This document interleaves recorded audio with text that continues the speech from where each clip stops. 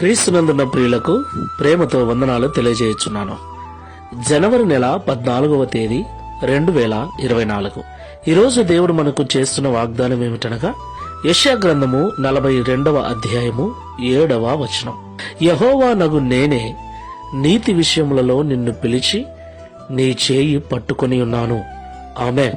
నా ప్రియమైన సహోదరి సహోదరులారా, ఈ లోకంలో జీవిస్తున్న మనమందరం కూడా ఆయా సమయాలలో ఒంటరి జీవితాలను జీవించవలసి వస్తుంది.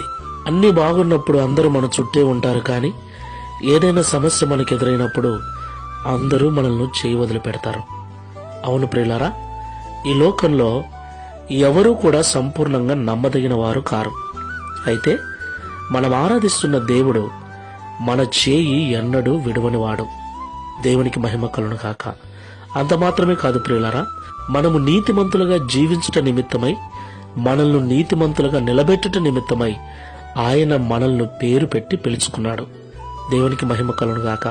కాబట్టి ఆయన చేత పిలువబడిన మనమందరం కూడా నీతిమంతులుగా జీవించాలి. అప్పుడు ఆయన చేతులతో మనల్ని పట్టుకొని ప్రతి ప్రతికూల పరిస్థితిలో ఆయన మన చేయి విడవక కాపాడుతాడు, నడిపిస్తాడు. ప్రార్థన చేసుకుందాం. ప్రేమ స్వరూపుడమైన తండ్రి, పరిశుద్ధుడైన ప్రభువా, మీకు స్తోత్రాలు. ఈ ఉదయకాల సమయంలో మాతో మాట్లాడిన ప్రతి మాటను బట్టి వందనాలు. నిజమే తండ్రి, అన్ని చక్కగా ఉన్నప్పుడు అందరూ మాతోనే ఉంటారు.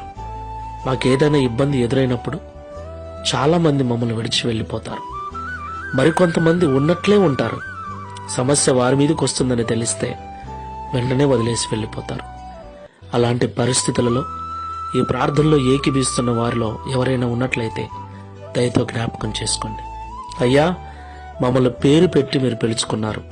నీ బిడ్డలుగా జీవిస్తున్న మేము నీతిమంతులుగా ఉన్నట్లయితే మీరు మా చేయి పట్టుకొని ప్రతి ఇబ్బందికర పరిస్థితులలో మాకు తోడుగా ఉండి నడిపిస్తారని, గెలిపిస్తారని, కాపాడుతారని మాతో మాట్లాడారు. ఈ ప్రార్థనలో ఏకీవిస్తున్న మమ్మల్ని అందరినీ కూడా విశ్వాస మూలముగా, క్రియల మూలముగా నీతిమంతులుగా మార్చి ప్రతి పరిస్థితిలోనూ మాకు తోడుగా ఉండి నడిపించుమని, తద్వారా ఈ దిన వాగ్దానమును మా అందరి జీవితంలో జరిగించి నెరవేర్చి మీ నామమును మహిమపరచుకున్నవని యేసు నామంలో ప్రార్థిస్తున్నాము తండ్రి. ఆమేన్. Praise the lord. God bless you.